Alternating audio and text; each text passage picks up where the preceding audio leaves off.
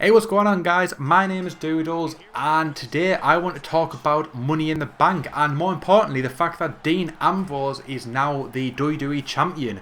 That is something I did not see coming at all. I had a feeling he would probably walk out with the Money in the Bank briefcase. Out of all the people involved, he seemed like the most likely. I know a lot of people wanted Kevin Owens or Cesaro to win it, but in God's honest truth, WWE aren't pushing them to that level just yet.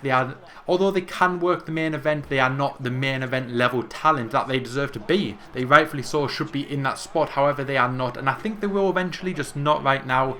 So I thought Dean Ambrose probably would walk out with the briefcase. However, I did not expect him to cash in on the same night and win the belt, which is absolutely incredible.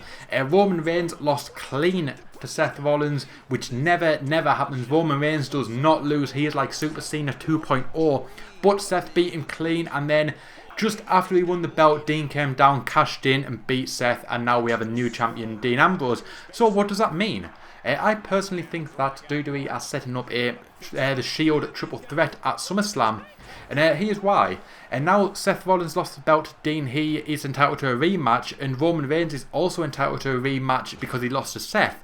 So you've got two men who can invoke their rematch clause at any point, and they could create the triple threat that way. However, there is one pay-per-view in between now and SummerSlam, and I think it's Payback. I can't remember off the top of my head what it's called, but I'm sure it's Payback next month. But the people are going to be expecting a WWE title match at Payback, which is going to be where the trouble comes in, because if one of them invokes a rematch clause, if they lose, then they are no longer entitled to a rematch for the title, and therefore the triple threat couldn't happen. It could happen because WWE don't need logic to make something. However, if a championship match involving either Seth or Roman happens at the next pay-per-view, I think it will be likely that whoever goes into the match will walk out the champion, and then the guy who didn't invoke his rematch clause and Dean could invoke their rematch clauses and get a Shield triple threat at SummerSlam. Although there could also be a fuck finish, which means that no one wins, and it could be say Dean and Roman facing each other, and Seth interferes and no one wins, ends in no contest. That is one possibility. I'm not entirely sure how this is going to play out, or whether there will even be a title match at the next pay-per-view, especially with the brand split. It could be quite a weird pay-per-view. We're not totally sure how this one's going to play out yet, but I do feel with about 90% certainty that a Shield triple threat will come at SummerSlam. A lot of people that I've seen online are speculating that they're going to drag this out to Mania and have the big payoff at WrestleMania, but I don't think WWE are going to keep it going that long to have the Shield triple threat. Now is the perfect time. You've got two people with the rematch clause, you've got Dean with the title, and I think it's, considering it's only about 6 or 7 weeks away, I think it is now the perfect time to make this happen. The people have wanted it for far too long, and now we are finally in a position for just that. So I'm not totally sure how this one's going to play out yet. We will see how this one turns out, and I'll be definitely keeping up to date, and I'll keep you guys up to date. And also, I don't know how the Cena AJ Styles thing is going to play out. AJ won last night, not in the best finish in the world, but he did win last night, and I imagine this feud is going to go on until SummerSlam.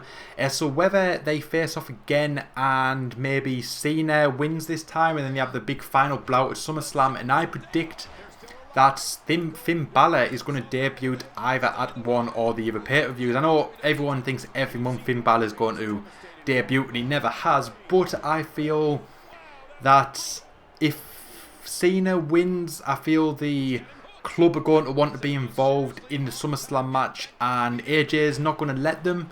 And then I think that basically they're going to turn on him, and I think would be when Finn will debut, when the club do turn on AJ, which I do think is imminent. I'm just not entirely sure when that will be, but I do think it is coming. And I think there's been rumours about the faction being called Bulletproof. I have seen a few logos with the words Bulletproof on them, so whether Finn will sort of take over the club and will rebrand it Bulletproof, as in the Bullet Club. You've got the club now, you've got the Bullet Club, so they'll name it Bulletproof, which does make a lot of sense, and it's something I do think will happen, but what goes down that leads to it, I'm not entirely sure yet. We'll have to see how that one plays out. But overall, Money in the Bank was so-so. Wasn't the greatest pay-per-view, wasn't the worst.